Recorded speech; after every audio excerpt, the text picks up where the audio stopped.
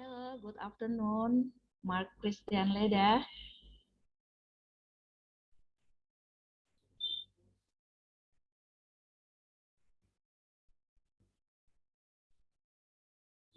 I'm not hear your sound. Please unmute your voice.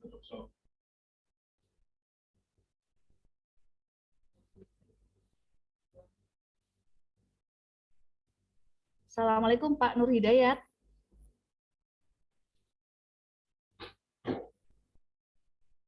Pak Nur Hidayat. Tes 1, 2, 3. Pak Nur Hidayat.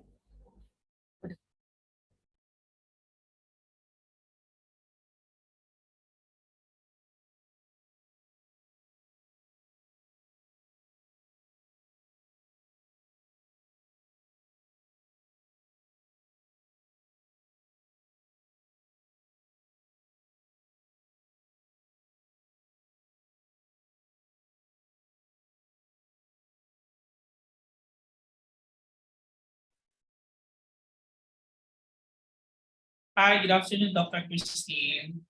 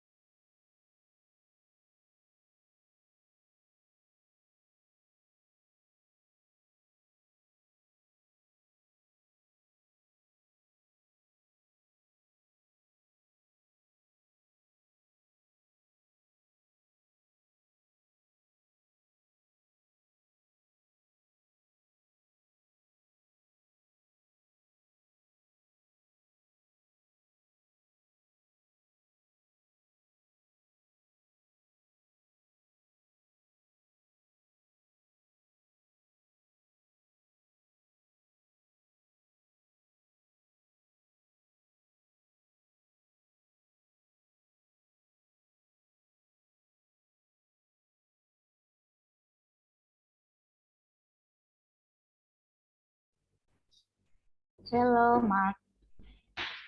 Yes, hello. I can hear you now, Dr. Christine. Okay, how are you today? I'm doing good. How are you? I'm fine. And Semarang is very hot today. How Yeah, about in your country?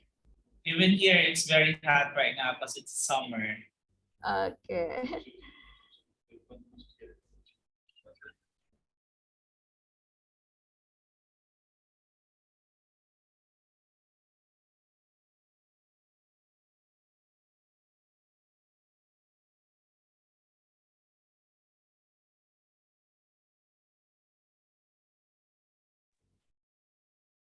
Okay, Kitai, we can start. Okay.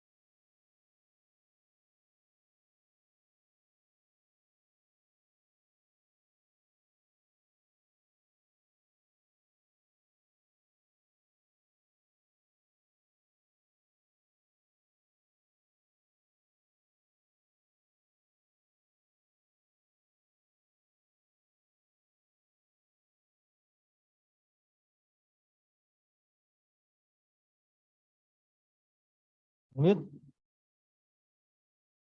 Wait.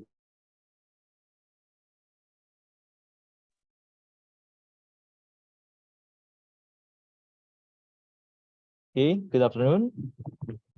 We will start the international webinar at 1 p.m. Welcome for the participants.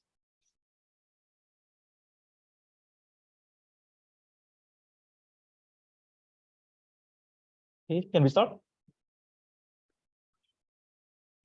Good afternoon, participants. Welcome to the international webinar, an international collaboration event organized by UPKRIS Indonesia and Don Mariano Marcos Memorial State University, Philippines.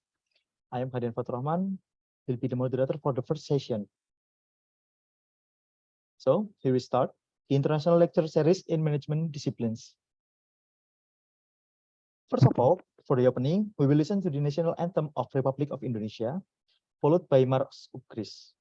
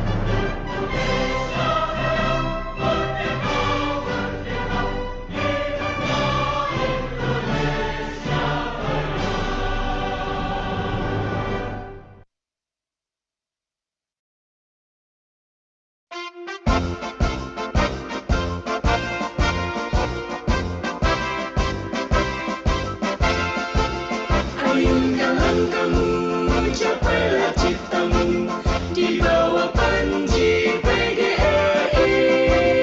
Kobarkan selalu semangat perjuangan, rentaskan semua rintangan. Kobarkan selalu semangat pengabdian untuk bangsa dan tanah air. Jadilah sarjana, jadilah cendekia, jutaan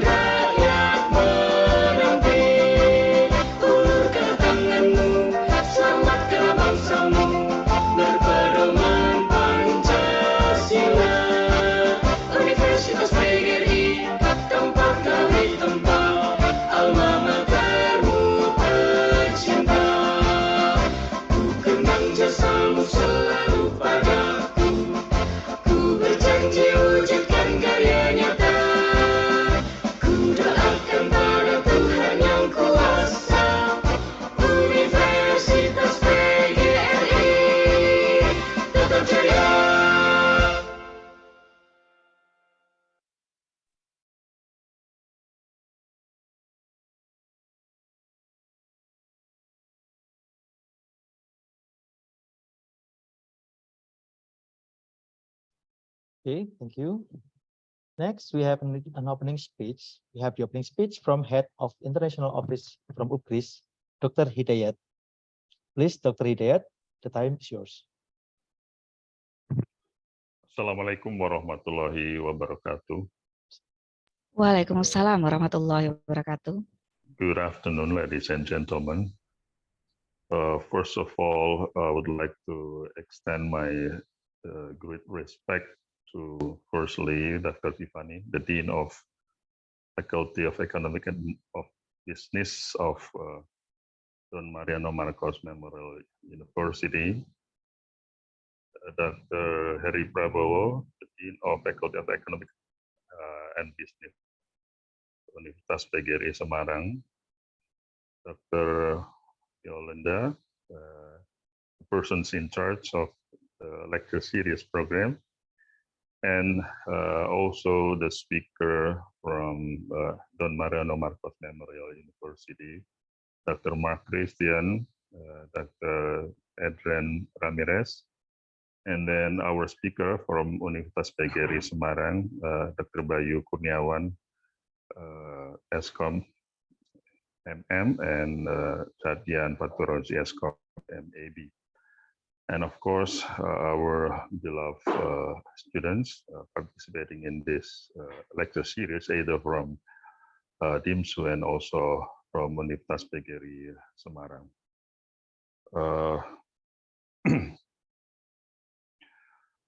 Secondly, I would like to extend our gratitude to DIMSU, and in this case especially Faculty of Economic Business of DIMSU. Our present collaborations remind me of our initial talk on UPRIS and DIMSU collaborations, which is initiated in 2018. So UPRIS collaborations and DIMSU collaboration has now come into its 5th year collaborations. So it's really a great honor and privilege for UPRIS to have collaborated with DIMSU in such fairly long years. Our collaborations has covered activities such as International Credit Transfer Program. We have already deployed 2 batches of on-site credit transfer program to DIMSU, and also 1 batch of online credit transfer program in cooperations of DIMSU and UPRIS. And then we have also had already conducted some other collaborations like international short course, and also visiting professor and guest lectures. So again, it's really our great honor to have collaborated with DIMSU. And of course, we hope that more collaboration, further collaboration could be conducted in the future, as we are also preparing our next collaboration this year, like students internship exchange program under CIAMIO, under CTEacher program. And also we plan to have another collaborations this year, such as International Credit Transfer Program. And some other collaborations in the future are also expected to be collaborated between UPRIS and DIMSU, like joint research and joint publications, and some other mutual collaborations that will be conducted. As we have already understood that international collaborations like what we have been doing is very beneficial for both university, it is understood that the rapid development of university is always initiated by internationalization program. So these programs like lecture series program is of course expected to improve the quality and capacity buildings of our university, either from the university levels, but also the faculty levels and department levels, and also the lectures and students levels. So on behalf of International Office of Universitas PGRI Semarang, we would like to congratulate both committee of being able to conduct this program. May this program run well and be beneficial for both faculties and both departments. Thank you very much. And time is given back to the Master of Ceremony. Assalamualaikum warahmatullahi wabarakatuh.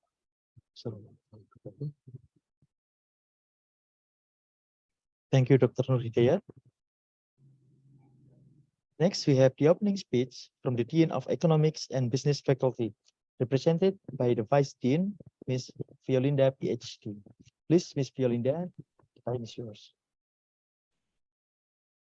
Okay, thank you. Assalamualaikum warahmatullahi wabarakatuh. Good afternoon, ladies and gentlemen. My Honorable Dean of the College of Management, Don Mariano Marcos Memorial State University, Prof. Tiffany Quinitip, and then for Prof. Adrian Ramirez from DIMSU, and for Dr. Bayu Kurniawan from UKRIS as a speaker today, and for Dr. Mark Christian Leda from DIMSU and Kadian from UKRIS as a moderator, and those I love and care for UKRIS and DIMSU students who took part in the international webinar today. I respect all of the attendants who have attended here, especially to the organizer of the event, International Webinar Lecture Series, which I'm proud.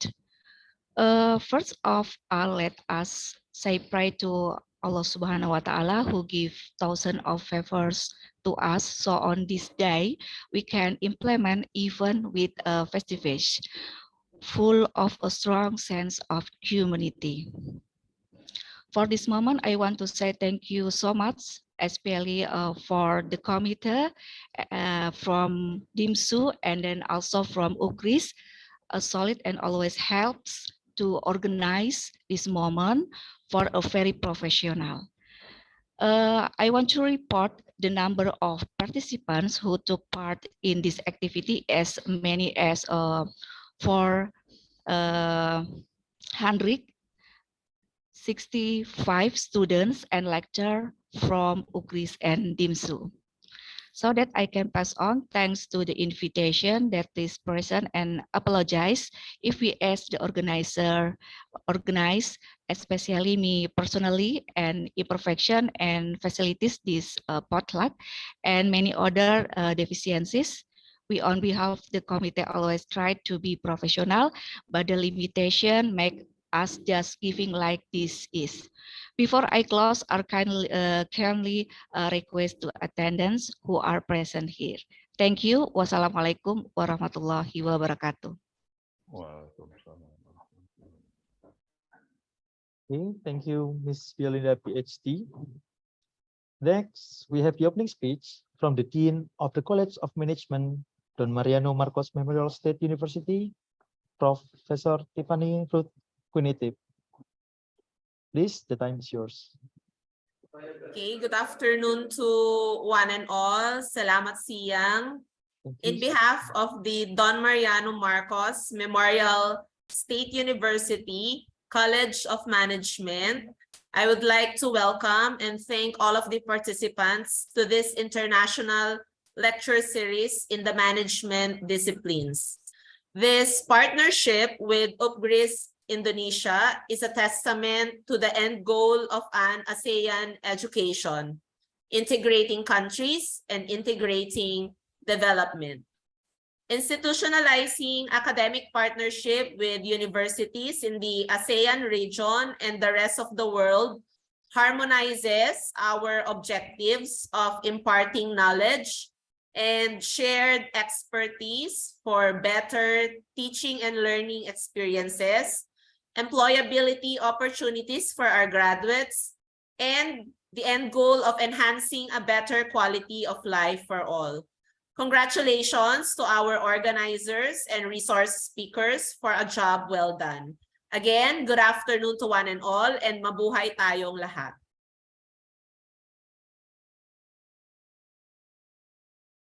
Thank you for your time, Professor Tiffany Quinitip.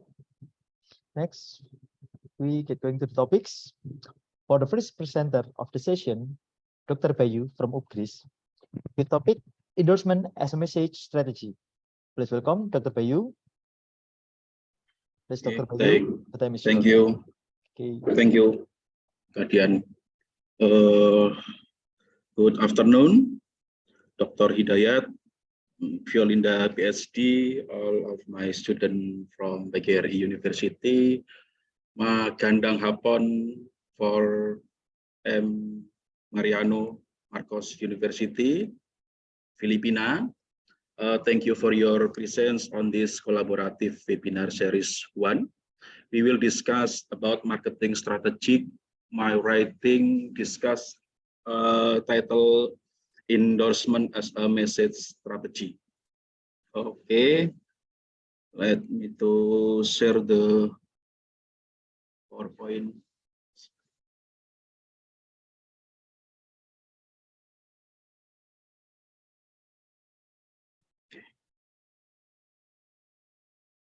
Okay.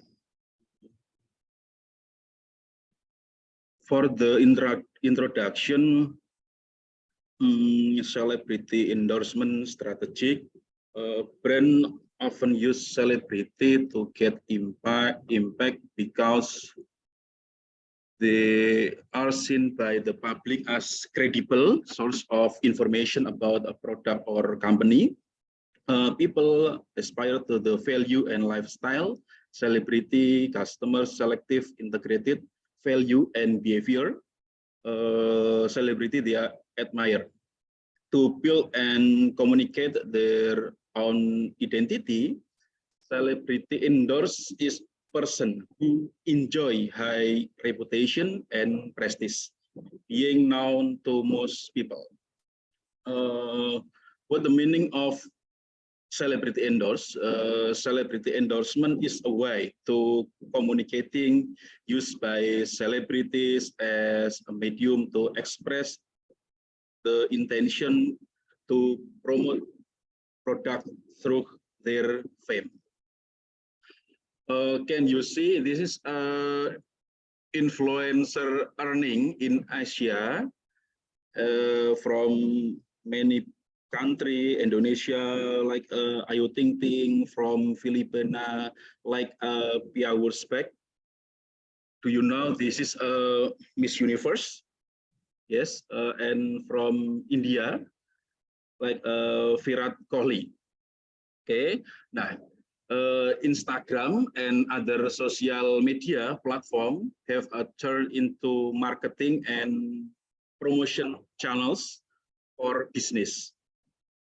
This is because image and videos are more visual appealing than text-based context when it comes to attractive viewer attention. With Instagram become a popular media, particularly become young customers, and many business are paying will now celebrity to post sponsor content on their Instagram account.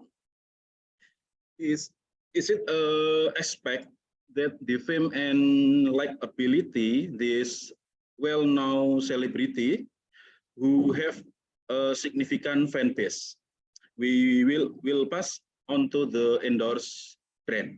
In reality, in many situations, fans follow celebrity not just because they like them, but also because of the unique and entertaining content they share on their social channels. As a result, this will now celebrity have rouse customers interest to following their lifestyle, attitudes, and personal characteristics are displayed on social media platforms such as Instagram and Facebook. As a result, business have spend a lot of money to employ celebrity as endorsement, assuming that the hiring celebrity will increase the credibility of the campaign and hence provide better results. Celebrity have a significant association because celebrity might affect the purchasing of health and beauty product by acting or by acting as a role models for young customer.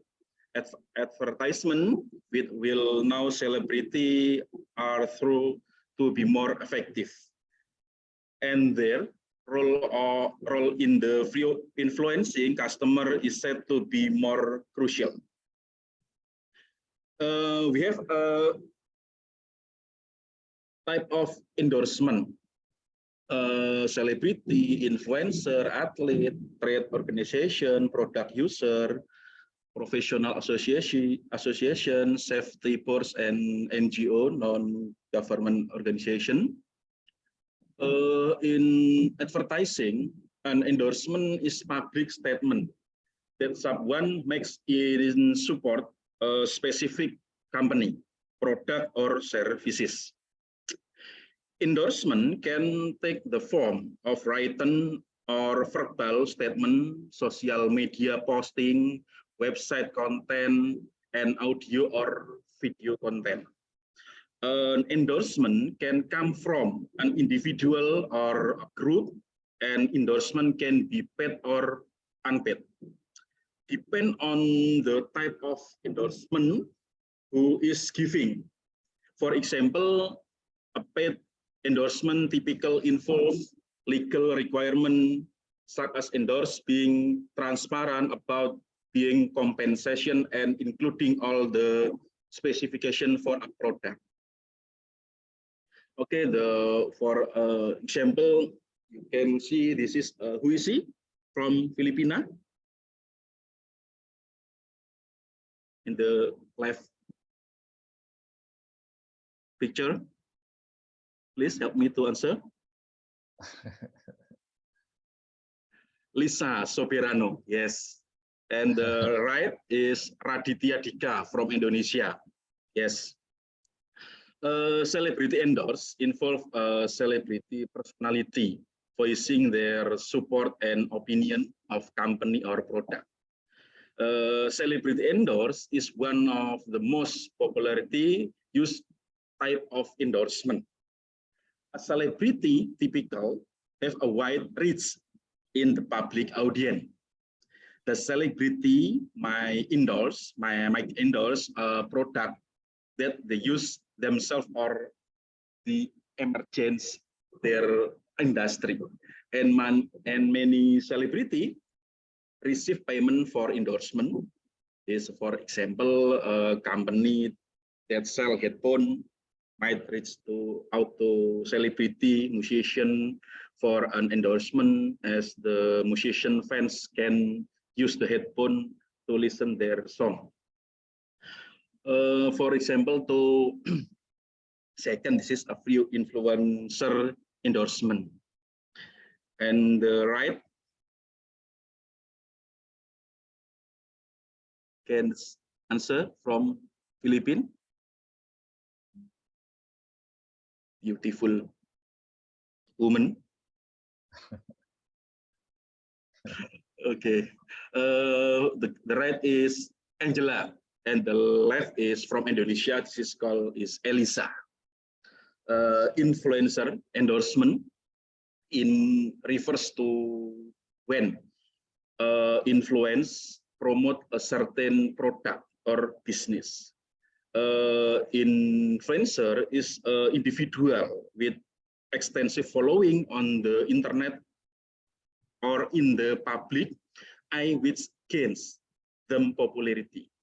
Many influencers operate on social media platform, or place for creator to post content and connect with their audience directly.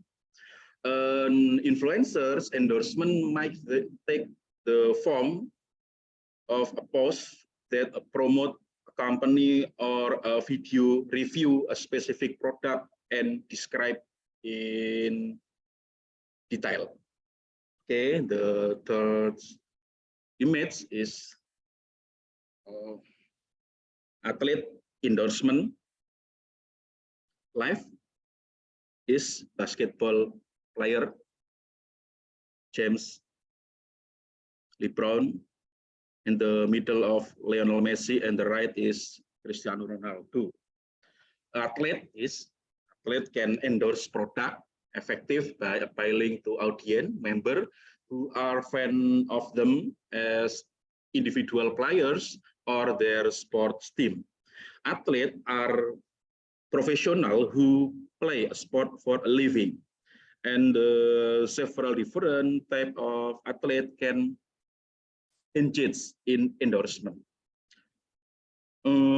Athlete might endorse a sport product that they use in their own training, like a supplement or piece of equipment, or they might endorse company that pays them to act spokesperson. For example, a famous football like Messi and Ronaldo, football player might endorse the company that produce shoes, Adidas, Nike. They wear on the field, which can result in customer following suit.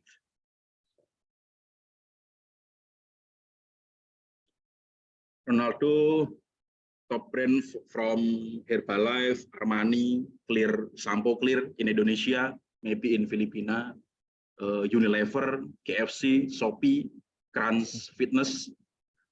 Lionel Messi, top brand from Budweiser, Adidas, Pepsi, yeah, and basketball player Nike, Coca-Cola, McDonald's, Samsung, and Microsoft. Now we insight to method of selection a celebrity endorse. The first is source credibility. Credibility of endorse is measured by the skill development by Robiana Ohanian, which consists three construct: attractiveness, trustworthiness, and expertise. The scale is using 7-point semantic differential. Attractive refers to physical attractiveness, elegant, sex appeal. Expertise is defined as extent to a communicator is perceived to be source of valid assertion. Include competence, experience, qualifikasi, and whereas trustworthiness is defined the degree of confidence in the communicator intent to communicate the assertion he considers most valid. It all includes acceptance and trust in the communicator and the message.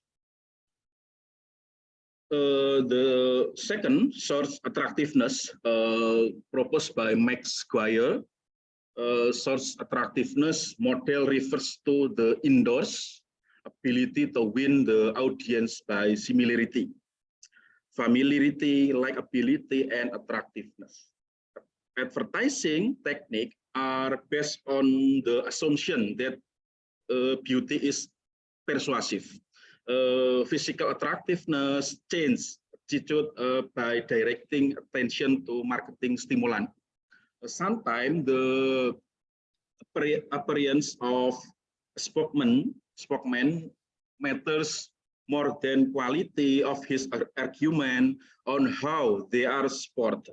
In advertising, where image is important for the product, such as beauty product.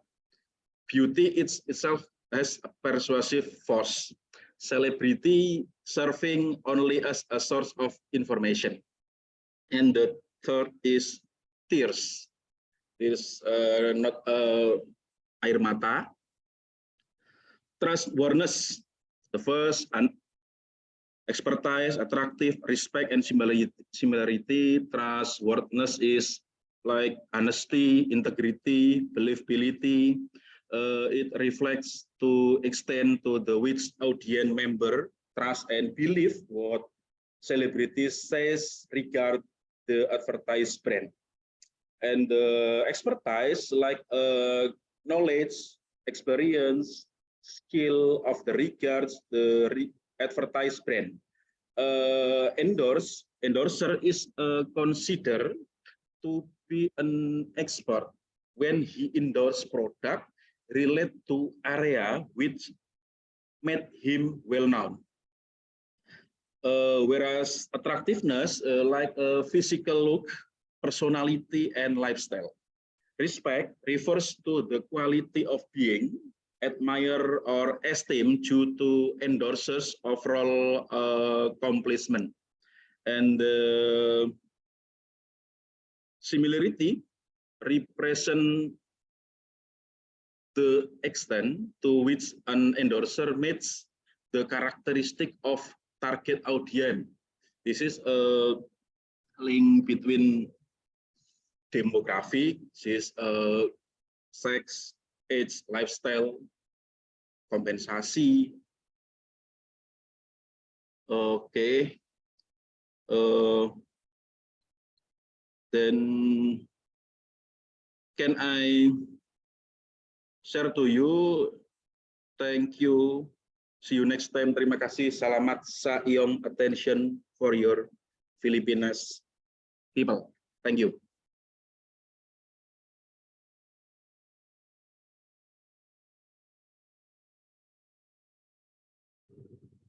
Thank you, Dr. Bayu. If there is any question, please fill the chat column for the questions.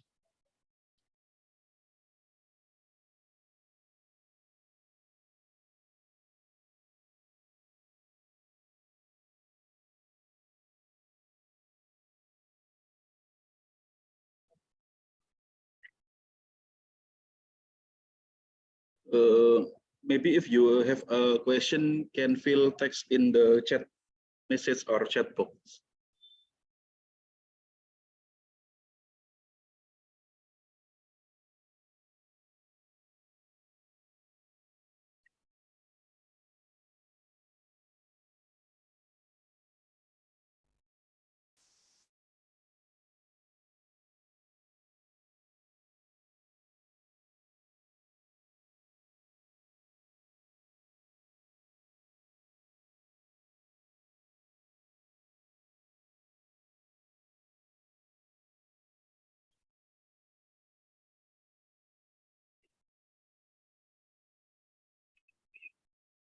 Okay, Mr. Bayu,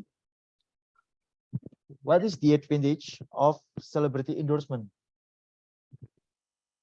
What do you think about the advantage of the celebrity endorsement?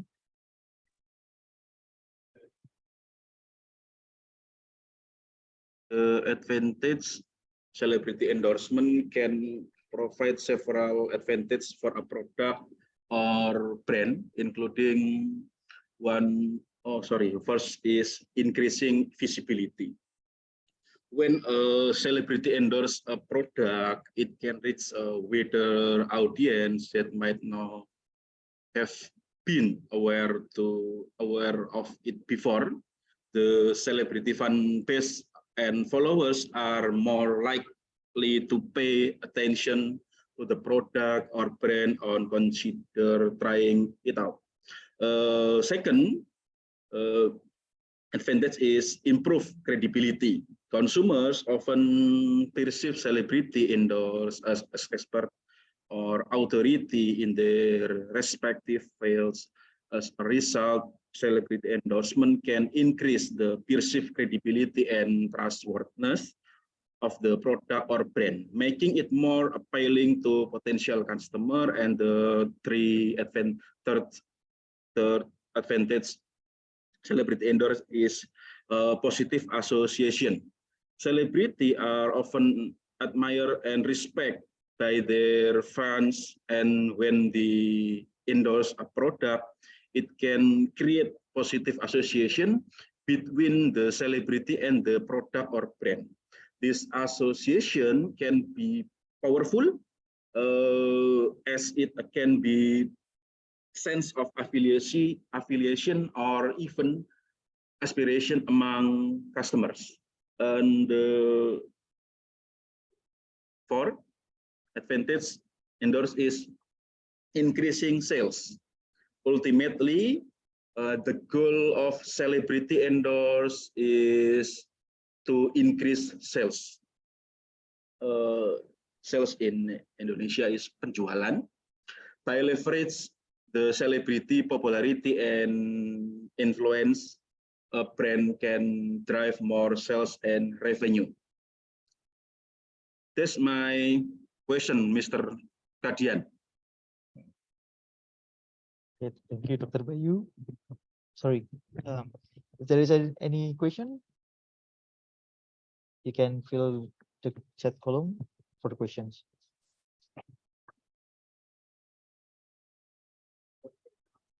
Yeah, as we have understood, we have already known that one of Philippines' hero, Mr. Manny Pacquiao,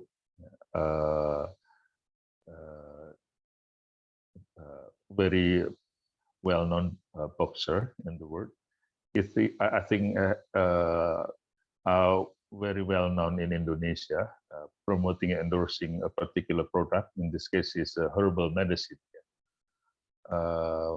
Pak Bayu, as we know that when we go to Simpang Lima, we have such a huge picture of Manny Pacquiao. Manny Pacman.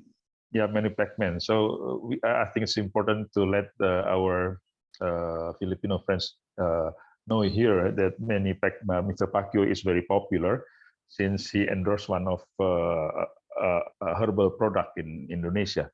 I think it's tolak angin. Is that right, Pak Bayu? Yes, Yeah.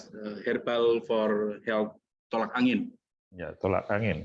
And you know, we have also a word tolak in Tagalog, which means the same as it is in Indonesia. Tolak. They have also tolak. So please check to our Philippines speaker here. Yeah, tolak angin. Tolak angin is labanan angin in Tagalog. Labanan angin in Tagalog, right? Yeah, yeah. This is one of examples how probably an athlete endorser has been working very effectively to promote the sales of the product, as Mr. Bayu has already explained. Thank you. A little comment from me. Thank you, Dr. Hidayat. Okay.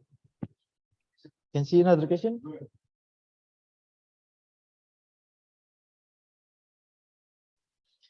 Okay. Thank you, Dr. Bayu. From what Dr.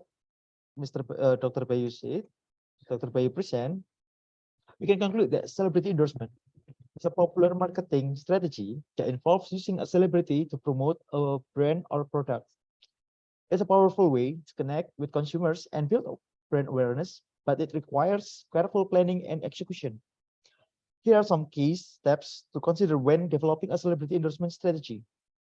First, we have to define our target audience. Then we have to choose the right celebrity to promote our products, and then develop a creative concept. Then we can negotiate the endorsement deal and execute the campaign. Lastly, we can measure the results.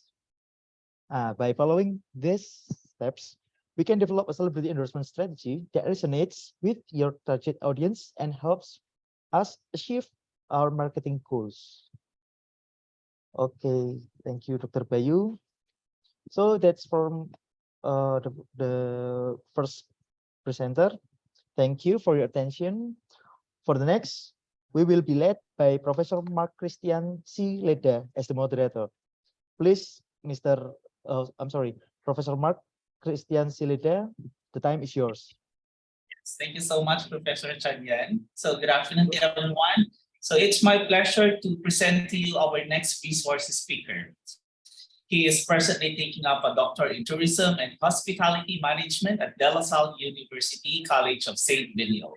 He received various awards and citations. To name few, he was awarded as the Namnama Award coach during the Philippine Culinary Cup Young Chefs competition and also a certified tourism professional. Currently, he is a faculty of the College of Management here at Don Mariano Marcos Memorial State University. Ladies and gentlemen, a virtual applause to Professor Edren Ramirez with the topic ICT and Reputation Management in the Tourism and Hospitality Industry. The floor is yours, Sir Edren. So thank you, Sir Marcos Chulenta. Am I audible, sir? Yes, yes, sir. Sir, thank you. So allow me to share my screen.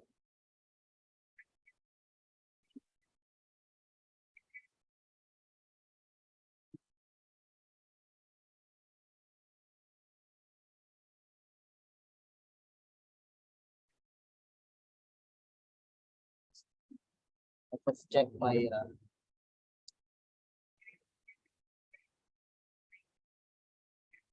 so can you see now this screen, sir?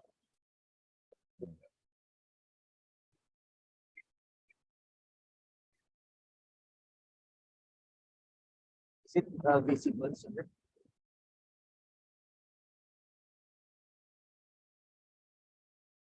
Okay, so my topic is about the ICT and reputation management in tourism and hospitality industry.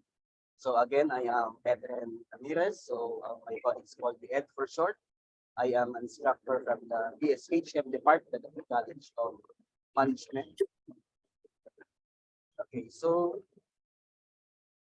this is the flow of my discussion. So we have three phases here. So for the first phase, we have to introduce the ICT, the tourism and hospitality, and then the challenges to the ICT, and about the reputation management.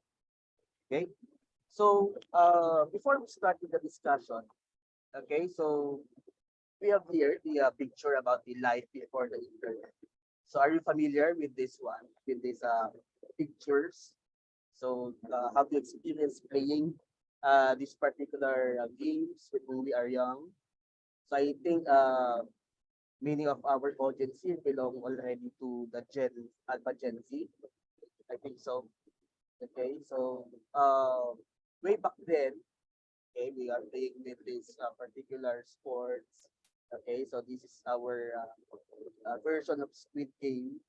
Okay, so that is the life before the internet, wherein there are more physical activities. Okay, and how about this one? So are you still familiar with the games that we play, like the marbles, text?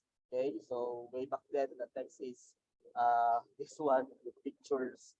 Okay, and then we have also the rubber bands, the plastic toys that we have buy in market. So this is our pastime way back then. Okay. Now, in the past, so we have also our gadgets here. Okay, do you still remember? So if you know, you can type in the chat box.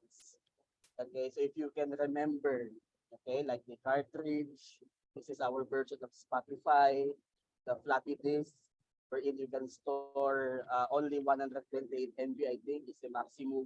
Compared now, you can use USB wherein you can store at least 1 terabyte. Okay, and then we have also the cassette radio. Familiar with this one? And then the typewriter, if you know typewriter. So I remember when I was in my high school when I wrote a 100-page of research using typewriter. Okay, so compared to our laptop nowadays, we have a printer. Okay, way back then, if you have a if you and we have also the vinyl records. Okay, so we have also the VHS. Are you familiar with this one? The Betamax TV way back then is like this one. Okay, we call it Chop Chop. And then we have also the family computer. So that is the version of the PlayStation, the Xbox, and then the Walkman, if you're familiar with Walkman. And the trick Game Boy, wherein if you have those gadgets when back when you are in grade school, you are already called as the arcade or the rich kids. Okay, and then the Tamagotchi, that is a virtual pet, I think.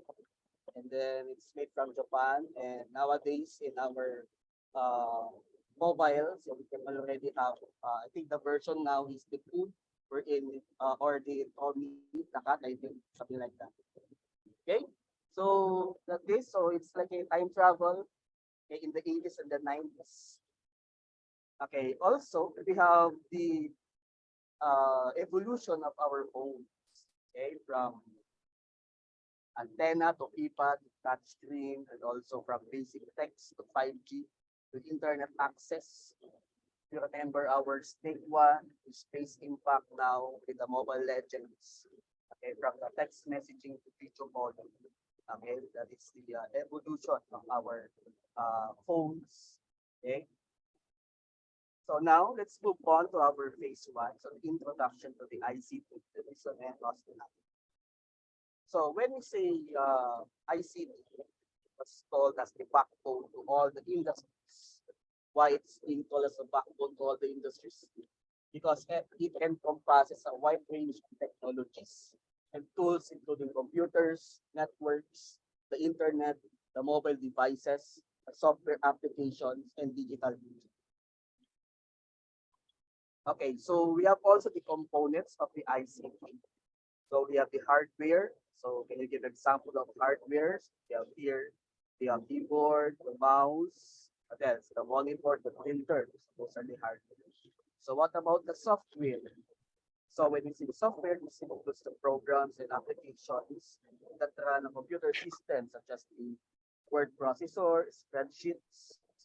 Okay, networks, we have the LAN or the local area networks. And then we have also the WAN or the WANS or the wide area networks. Then we have now the internet. Okay, so this is a global network of computers and servers that is used to share information and provide access to services and applications. Okay, another one is the cloud computing.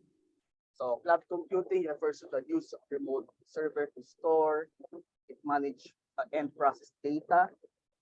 And we have our mobile devices such as phone, tablets, and of course our social media.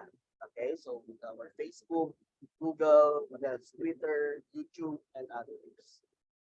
And we have the last one, we have the data analytics. So this includes tools and techniques for collecting, analyzing, and interpreting data.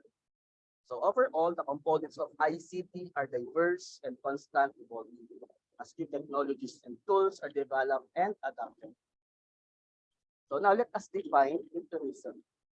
Okay, so according to the UNWTO, United World Tourism Organization, they define tourism as the activities of person. Okay, activities such as climbing, swimming. Okay, wherein after that they will stay in place outside their usual environment for not more than one consecutive year. It's either a day, week, for business and leisure and other purposes. Okay, so that is tourism. And hospitality, so we define hospitality, which provides to travelers such as accommodation, hotels, inns, so food and beverage, the restaurants, canteens, coffee shop, and others. So also transportation and other amenities. Okay, other amenities such as casinos and schools, such as institutions.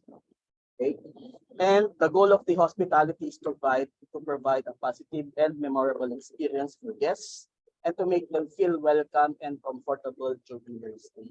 So we call it as satisfaction. So we need to satisfy our guests with their accommodation, with their food. So the hospitality industry is an important part of the tourism sector and employs millions of people around the world. But what happened because of the pandemic? So the tourism and hospitality enterprises stopped its operation for 2 years. And now, because of the vaccination rollout, we are lucky that we are now opening the door to tourists. Okay, so now with this summer season, okay, so we are booming with our tourists here in the Philippines. Okay, so now, what is ICT in tourism and hospitality industry? Okay, so ICT plays a significant role in tourism and hospitality industry. It has changed the way the industry operates by providing platform for business to reach out to customers, streamline operations, and improve customer experience. So what happens? So transaction became faster. So you can transact using your mobile phone anytime, anywhere, 24/7, as long as you have an internet access. So that is the effect of the ICT. So through digitalization and automation, the guests are now more attracted to tourism and hospitality enterprises. They become curious to visit the place because of online advertisement through different platforms. Okay, now let us proceed with the key ICT used in the tourism and hospitality industry. Okay, we have the reservation system. So reservation system is an ICT tool in tourism and hospitality industry which allow customer to book and pay for services such as flights, hotels, and tours online. Okay. Give you an example. So example of this are the booking.com.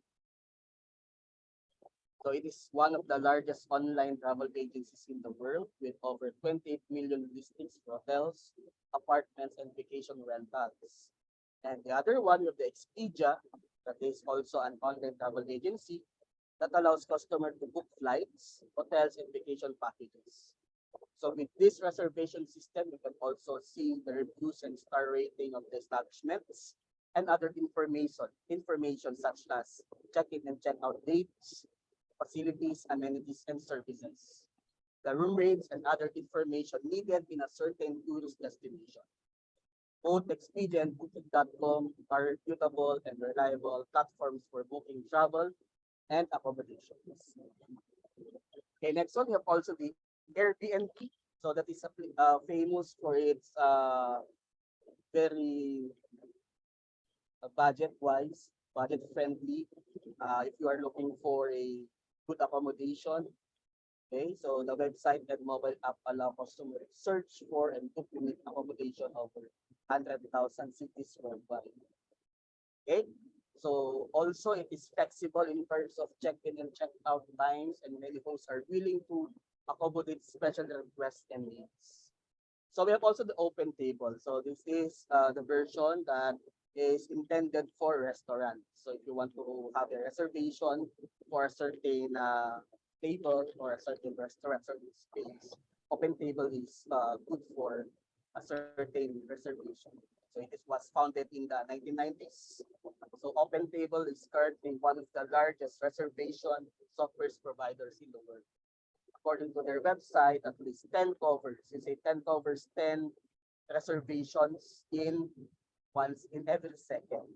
This adds up to around 25 million customers in a month. Okay, so that is Open Table and Airbnb. Now let us proceed with the next ICT used in the industry. We have the Property Management System, or the PMS. This is a software application used to manage and coordinate all aspects of hotel operation. That includes reservation, yes, check-in and check-out, housekeeping, and billing. Okay, some examples are this one. We have the Opera, the Maestro, the Guest Line, Room Master. So these systems are developed by Oracle Hospitality. It's used by hotels of all sizes to manage their operations, including reservations, check-in, and check-out. Okay, so with this particular system, the task of the front office for the hotel will now be digitalized, easier, and comfortable use and user-friendly to the employees. Now let us proceed with the customer relationship management, or the CRM. So CRM software helps tourism and hospitality business to manage their customer interaction and relationship. Okay, so it allows business to store and analyze customer data such as preference, booking history, and their feedback. So some examples are here. We have the Salesforce. It offers a range of features including customer data management, marketing automation, and customer service. Another example is this HubSpot. This is a cloud-based CRM that is designed for small and medium-sized business, and it offers a range of features including contact management, lead generation, and automation. So Salesforce is also the world's #1 CRM platform. The advantage of it is to increase Salesforce productivity and revenue. It keeps track of every customer interaction, and it automates redundant tasks and administration work. So for the HubSpot, this is a software that syncs or synchronizes your applications. It cleans and curates customer data and automates processes so that all your system and teams work better together. Okay, we have also this example. So we have the Zoho CRM, so the same function. We have the Microsoft Dynamics 365, also with the same function.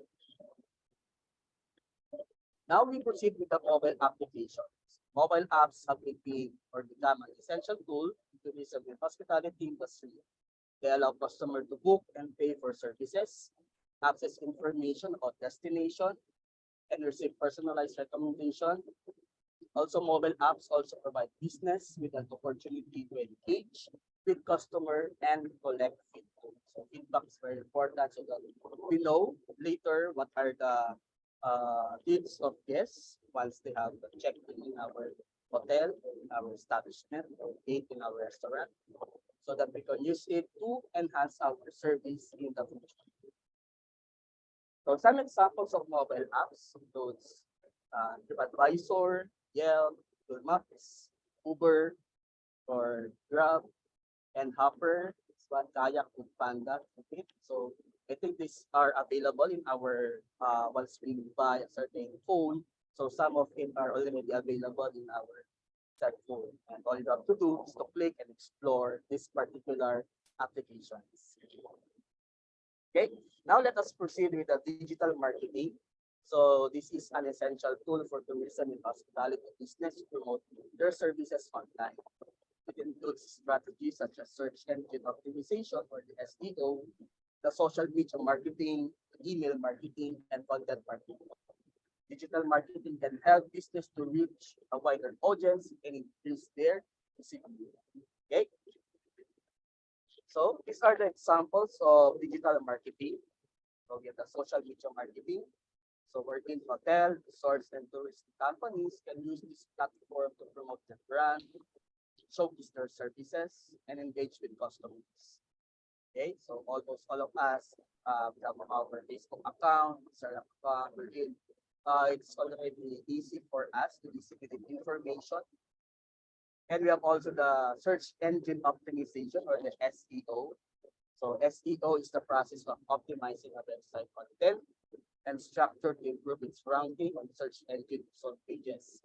So in simple terms, SEO means the process of improving your website to increase its visibility in Google, Microsoft Bing, and other search engines whenever people search for the products you sell, service you provide, information on topics which you have deep expertise and experience. This can help hotels, resorts, and tourism companies to attract more traffic to their website and increase their visibility online.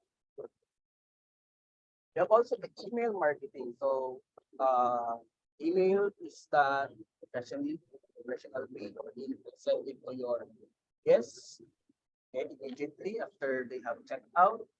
Okay, if you want to send something, some promotions with them, you can follow it up. And then we have also content marketing. So in the hospitality and tourism industry, content marketing can include blogs, blog, blog posts, or blog or video blog, as infographics, and other types of content that showcase a hotel or resorts amenities and services. Okay, so it involves also creating and sharing relevant and valuable content to attract and engage target audience. Okay, so this will add interest to potential customers to try the services offered by establishment. Another one, we have the influencer marketing. Okay, so it involves partnering with social media influencer. Okay, a while back, I think there is a presentation about the different celebrities. Okay, you can use them. You apply good budget, you can hire influencer to target your product services for a certain price. Okay. Now we have proceed. We will have the virtual reality, the VR and augmented reality. So this is emerging technology that are becoming increasingly popular in tourism and hospitality industry. So this became more in demand when the pandemic came and social distancing is a must. So this was enhanced to cater the needs of the clients even away from the destination. This was used in leisure or educational purpose. And the difference between AR and VR is that AR uses the real world setting, while the VR is completely virtual. Virtual using virtual. Okay, AR users can control their presence in the real world. Okay, so some examples for you to understand. So here we have the virtual tours. In the hotels or the resorts and tourism companies can provide virtual tours of their properties using VR technology. This will allow potential customers to experience the property and its amenities before booking. So they have prior experience before they have their tour or they have the personal check-in and check-in in the establishment. Okay, and we have also the virtual so the virtual reality.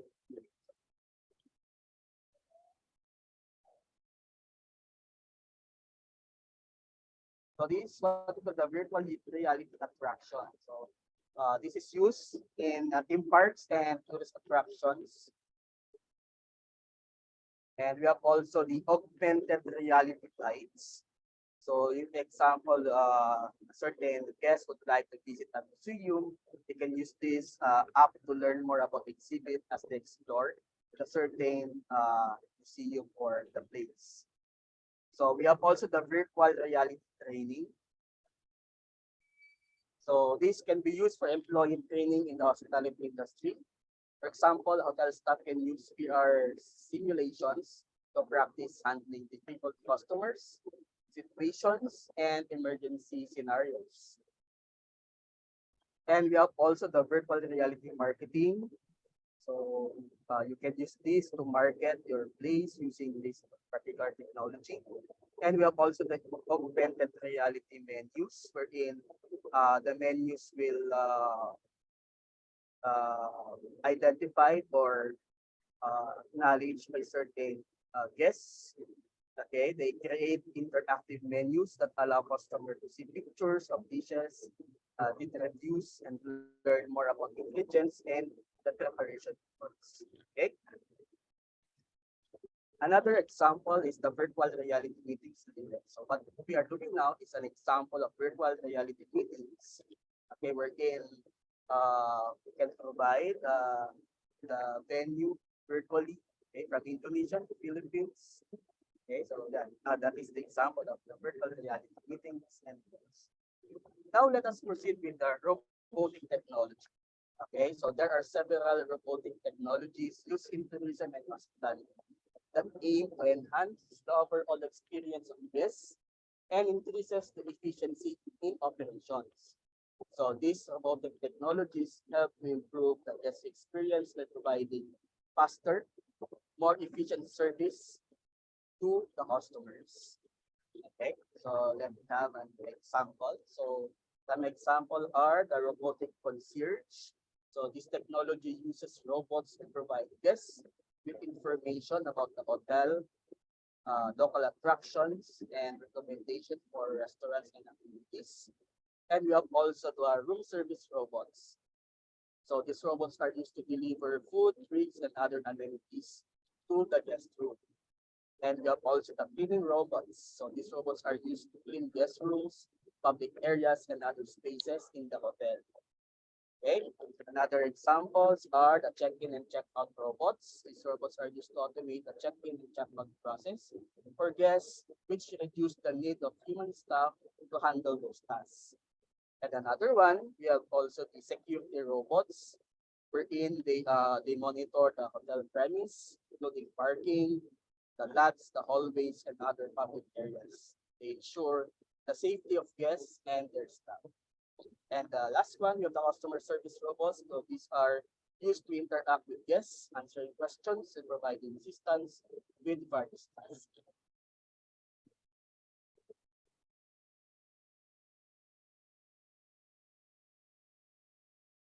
Okay, so this is an example of a robot service in a certain hotel.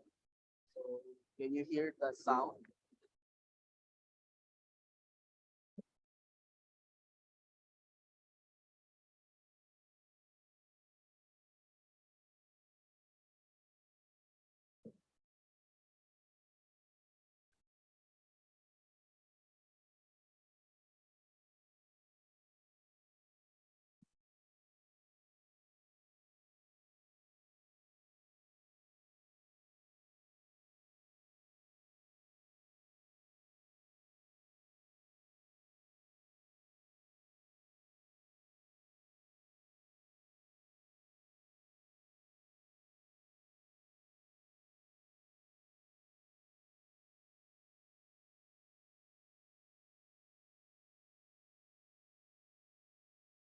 Did you still see the presentation? Sorry, I think there is a technical problem in my part.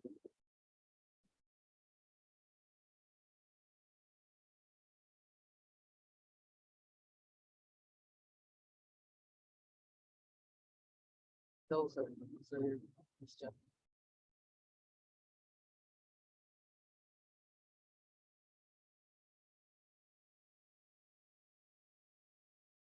You try to remove the headset, Sir Edwin, and then try to play it so that we can hear the sound. Try to unplug it to your computer.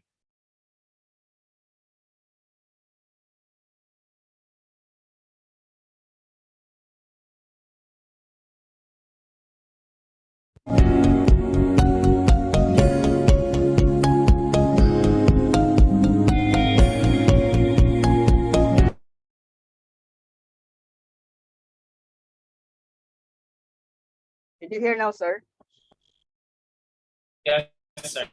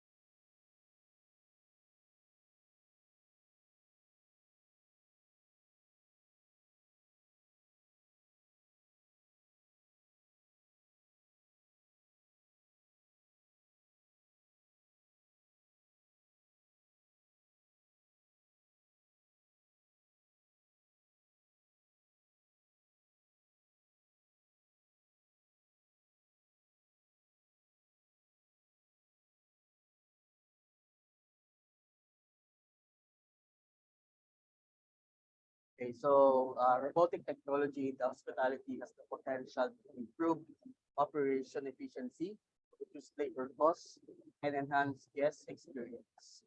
So, however, it is important to note that robots cannot replace the human touch and personal interaction that is essential to the hospitality industry. So, therefore, hotels need to strike a balance between automation and human interaction to provide the best possible experience for their guests. Okay, so now what are the challenges in ICT in hospitality and tourism?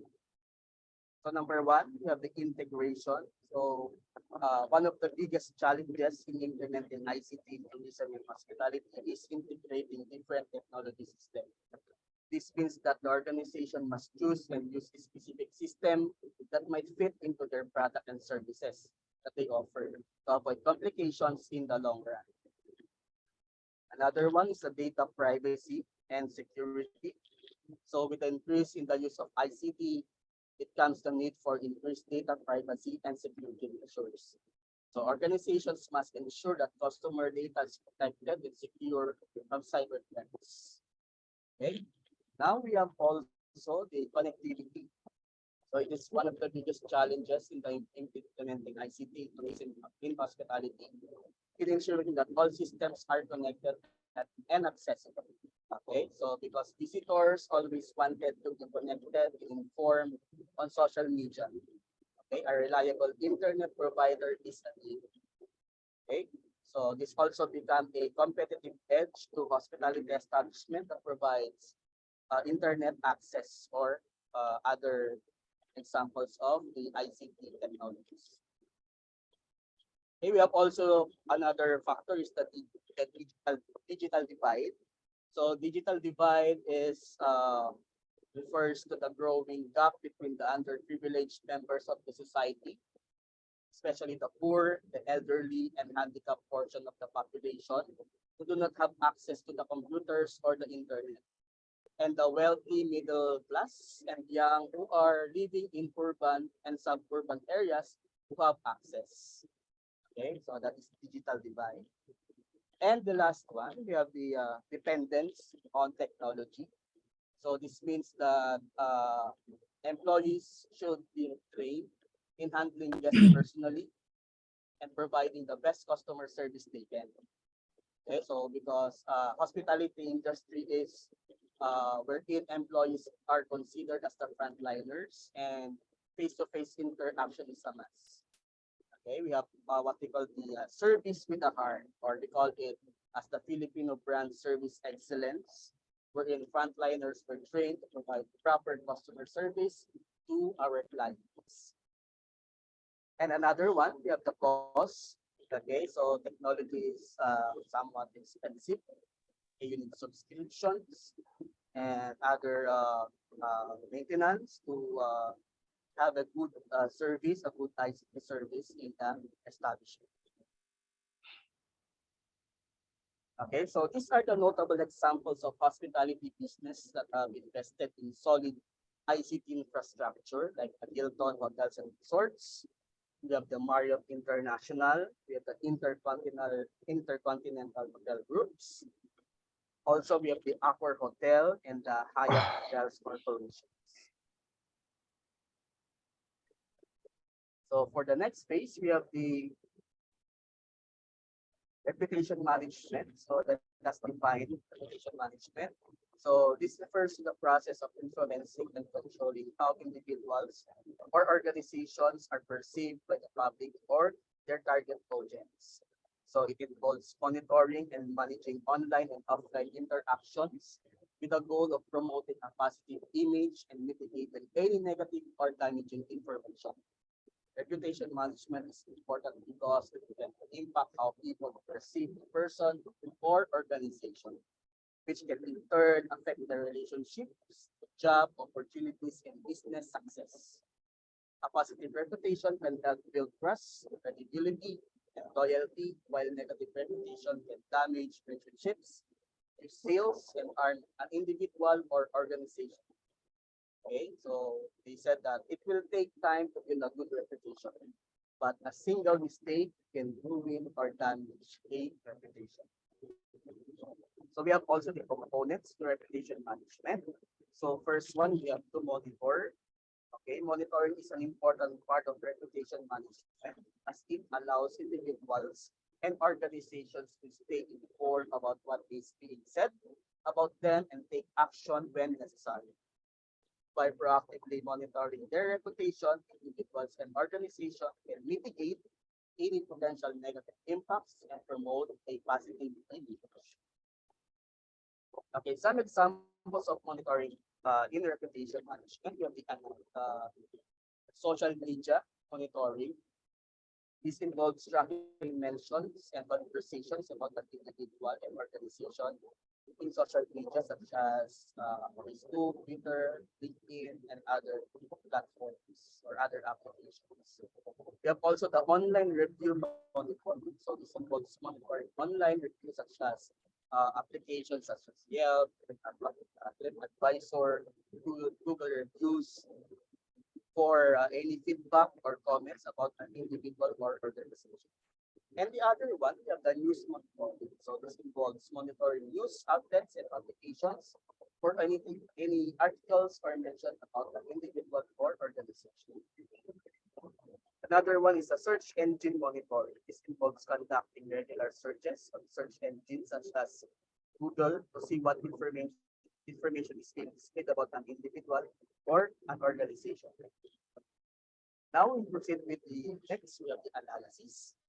Okay, once the data has been collected, it's important to analyze it to identify any patterns or trends. This can help identify areas where improvements can be made and highlight any potential issues that need to be addressed. Some examples of analysis, the sentiment analysis. So by identifying the tone and sentiment of comments and reviews, individuals and organizations can gain insight on how they are perceived by their audience. We have also the trend analysis. By analyzing these trends, individuals and organizations can identify any areas where improvements can be made or issues that need to be addressed. Okay, and we have the competitor analysis. So by comparing their reputation to competitors, so individuals and organizations can identify areas where they can improve and differentiate themselves. And the last one, we have the search engine analysis. So by analyzing search results, individuals and organizations can take steps to address any issues and promote positive information. Okay, now we proceed with response for the next wave on the reputation management.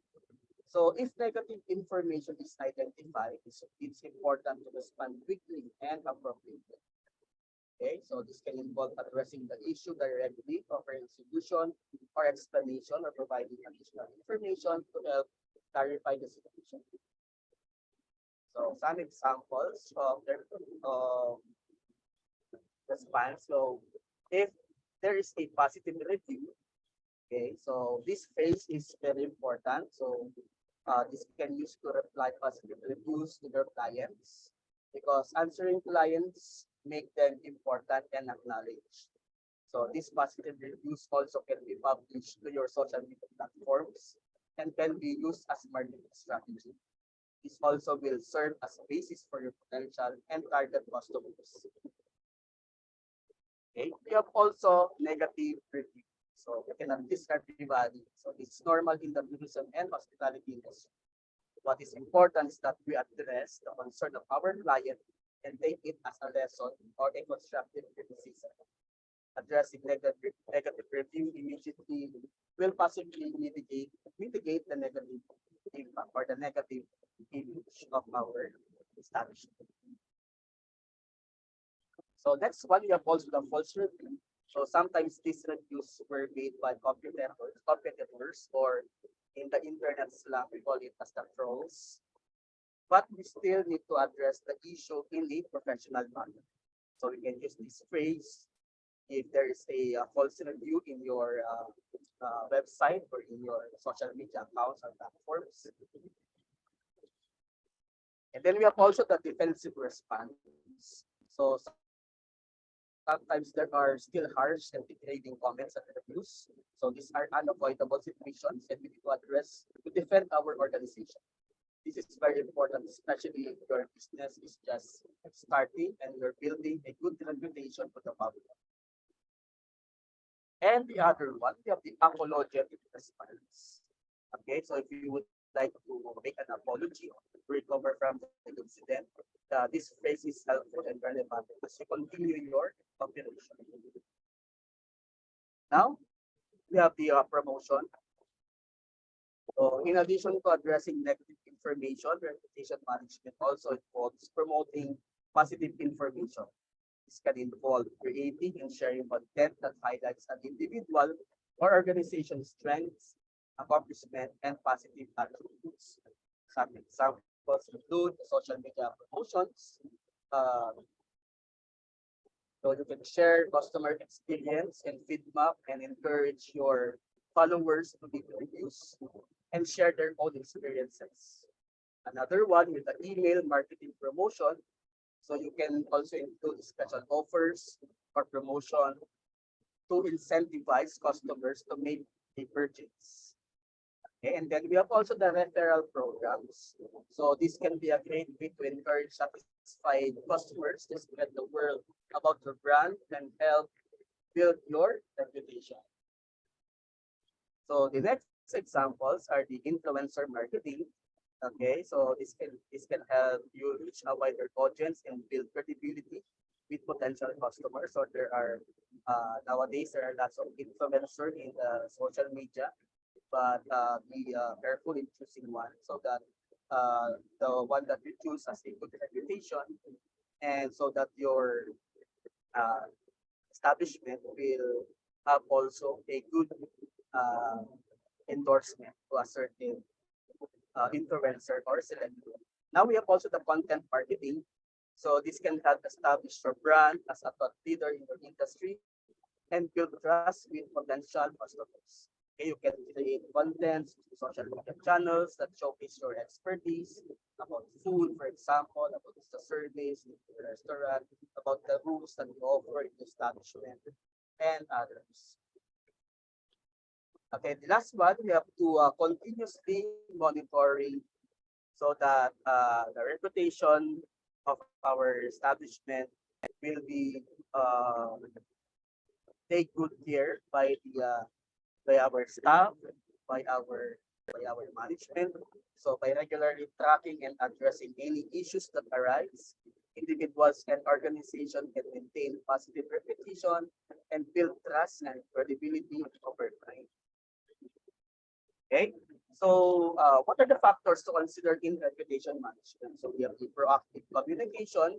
So we need to regularly communicate with our stakeholders, such as our customers, our suppliers, which should they can also inform about the activities and changes that may affect them.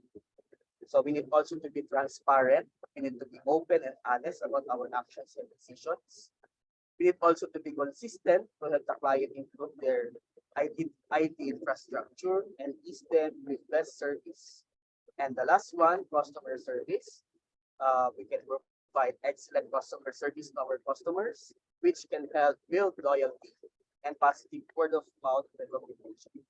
Okay, word of mouth wherein the relatives or the friends of our customers will be informed, okay, by our establishment.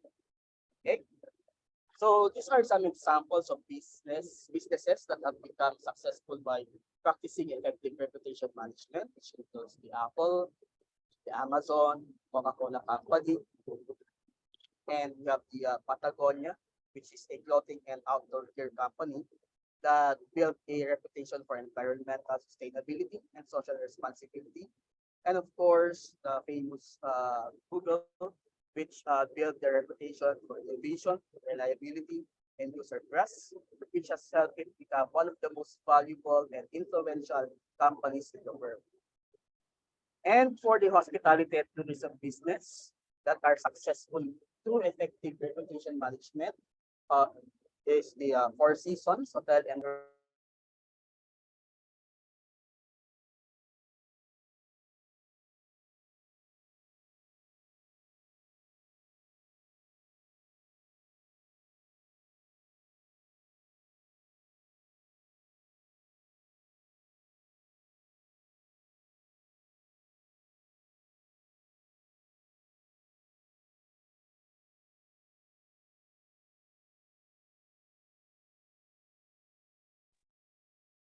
So am I still audible, sir? So,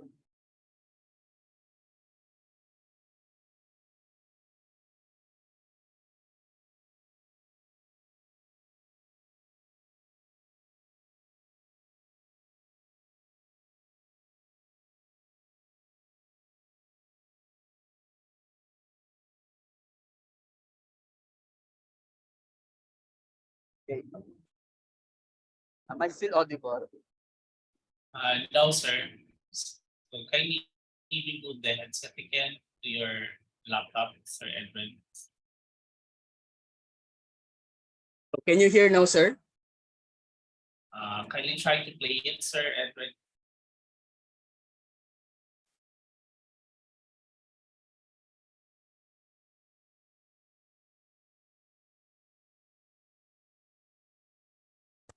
Okay, so can you hear me now? We can hear you, but the audio for your video is not audible, sir.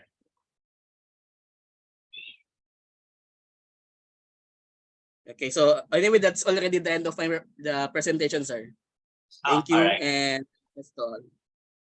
Okay, thank you so much, Sir Edwin, and thank you for sharing to us some of the insight, most especially on how ICT plays a big role in hospitality management. So may I request everyone, if you do have any questions, kindly please raise your hands or you can type it in the chat Belinda, box. bos, bisa buka open mic nggak? Bocah tak kontak-kon. You are acknowledged, you need that, Chief.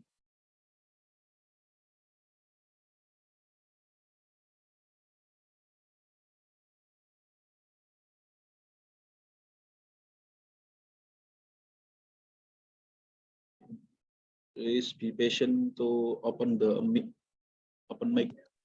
Okay. Please, Yudita. Yes. On The camera. question of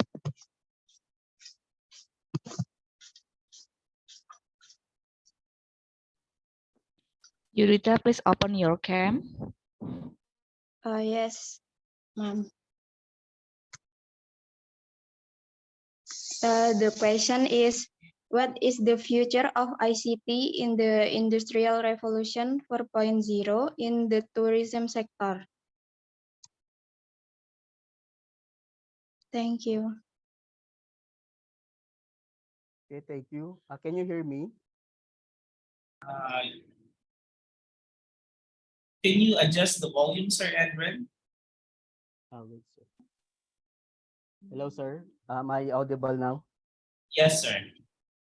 Okay, so thank you for the question. So the future of the tourism and hospitality now. So we are now still adjusting with the pandemic. Okay, so still there are restrictions to travel. So you need always to be vaccinated, boosted, and the travel pass. Okay, and what else? Virtual also is still there. Virtual meetings will be still there. Okay, distance learning will still be there, or hybrid learning with the other sectors. Okay, what else?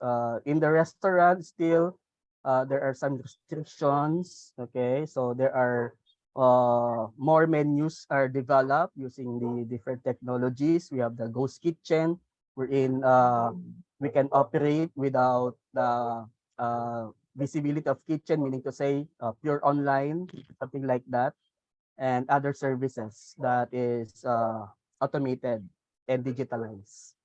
Okay, I hope that I answer your question, Miss. Yes, and I would just like to add some of it, Sir Edwin.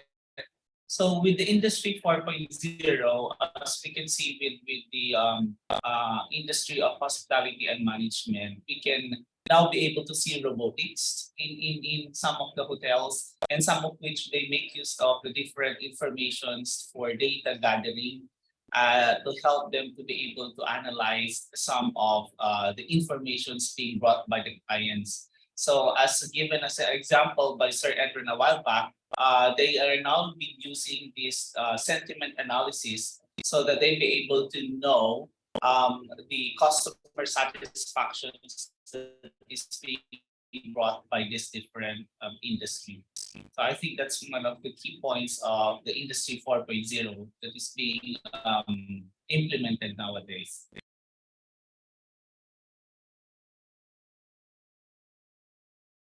I think we still have another one that raises her hand a while back.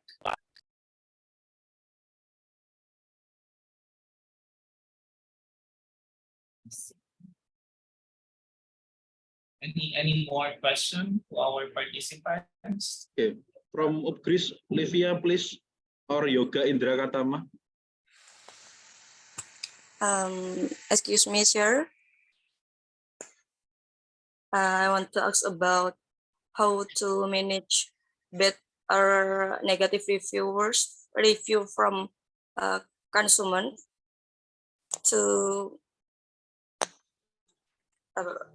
how to manage negative review from consumers to build our business.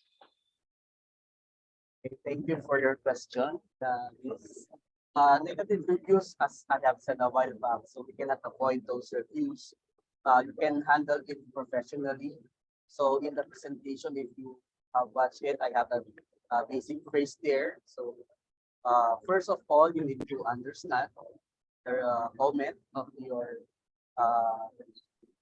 customer, for example, and you try to answer it in a professional way.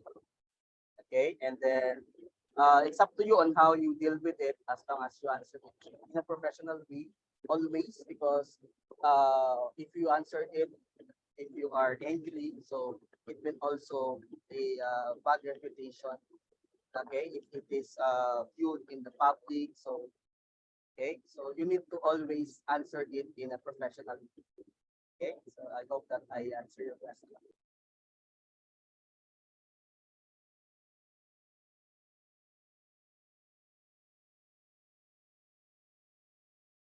Okay, thank you, Sir Edwin. Are there any more questions from our participants? We have one question in the chat group, Sir Edwin. So it says here, hello, sir. Given the rapid rise of modernization, how does a country that is one of the poorest catch up the rest of the world? Okay, so again, it's the digital divide. If you I already presented it. So if they have, I think there are still who would like to catch up with this one. Maybe little by little they can get some technology, such as maybe they could start in a simple applications in their cell phones. I think like the FB. So anyway, if there are already some signals in a certain destination, we could already have a certain communication to our customers. As simple as that. A simple application could already address the different customers, I think. Okay, so anyway, we are there are some government that would address the concerns of those poor countries, okay, with the help of their government. So maybe they could address that particular problem. Okay, so I hope that I have answered your question. Thank you so much, Sir Edwin. Any more from our audience? Yoga Indra Katama, do you have a question? Mas Yoga? Any question?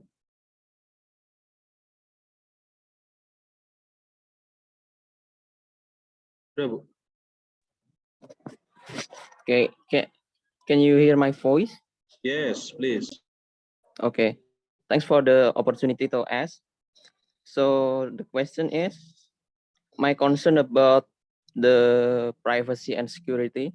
So as we all know, everything is connected to internet nowadays, from likes, doors, even our security camera and so on and so forth. So in this day, and our data and our privacy is very easy to leak. So my question is, what do you think about the government? Should they step in to help to take care of our data, or just let the industry to take care of for itself? Because it seems like the government doesn't really doing a good job about that. Thank you. Okay, so thank you for your question. I'm not an expert about IT, and but I could answer maybe. Okay, so for our personal, maybe like our emails, our password. So maybe a strong password is maybe enough.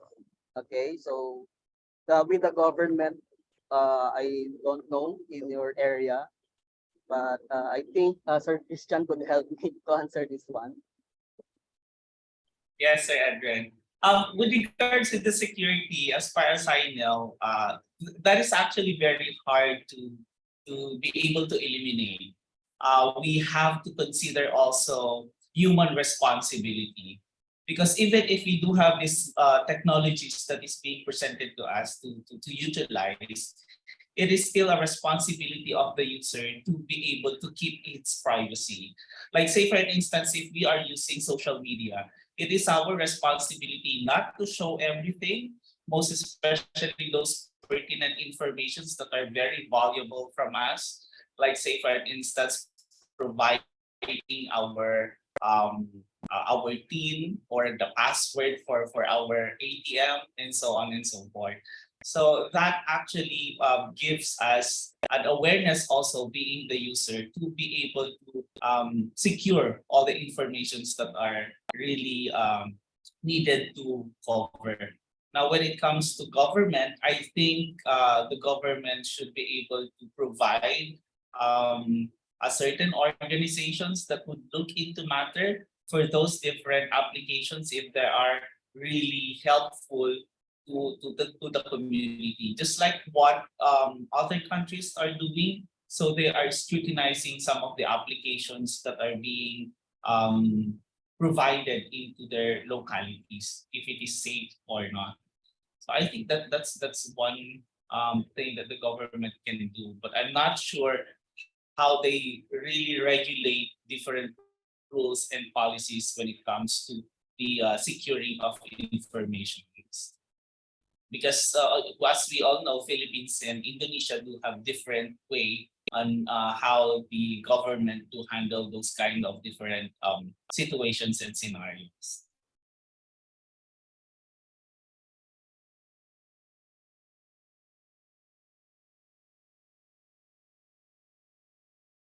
Maybe we can ask Sir Bayo on how for the government situation in Indonesia.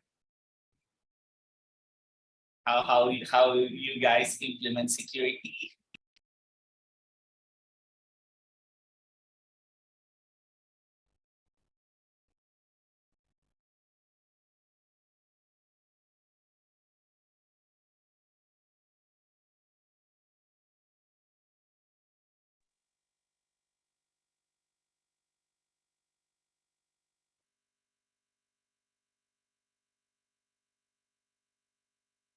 Okay, so I guess do we still have any more question?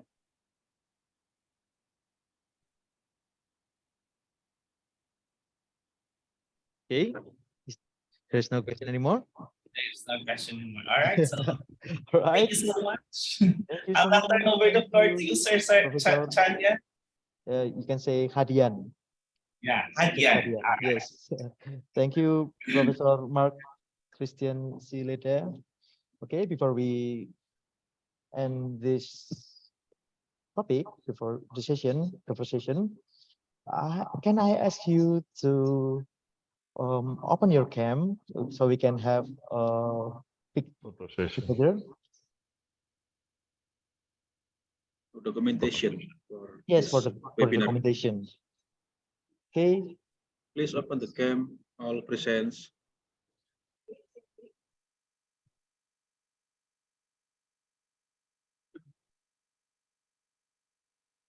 Give the best emoticon Okay. expression. Let me count it for you. 1, 2, 3, okay? So prepare everybody. Itu Mas. Yeah. 1, 2, 3. 3, 2, 1.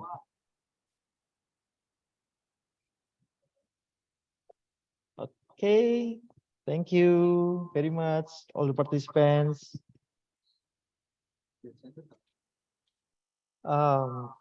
So that's it for the first session.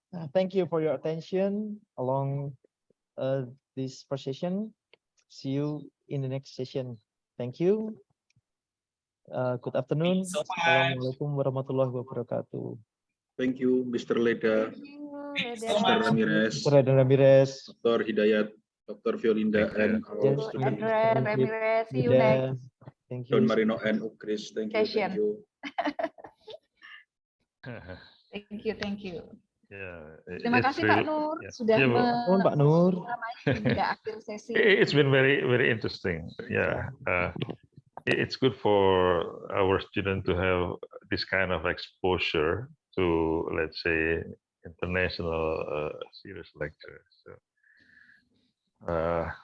more and more our students are exposed to this kind of activity. I think they would be more, competent and have more cosmopolitan mindset or outlook.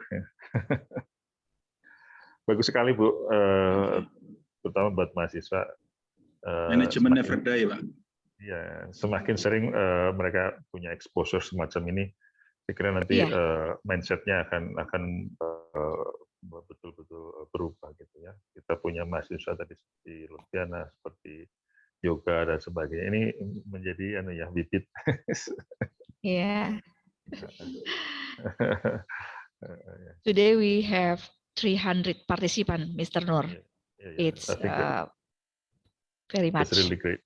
Yeah. That's really great, Bu. Sering-sering aja pokoknya lah. Ya, Bu ya.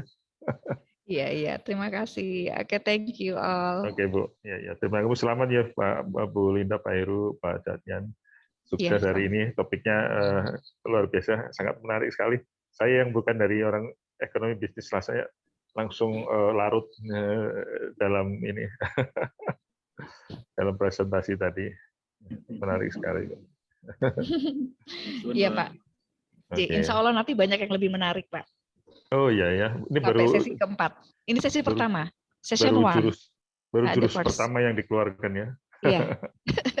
Iya Bu. Ya. Nanti kita seperti Bu Wakil Rektor 1 menyarankan, nanti kita akan libatkan lebih banyak prodi lagi untuk mempunyai acara serupa ya Bu. Ini baru pilot project-nya baru 4 ya. Masih menunggu 23 prodi. Oke Pak Nur, thank you so much.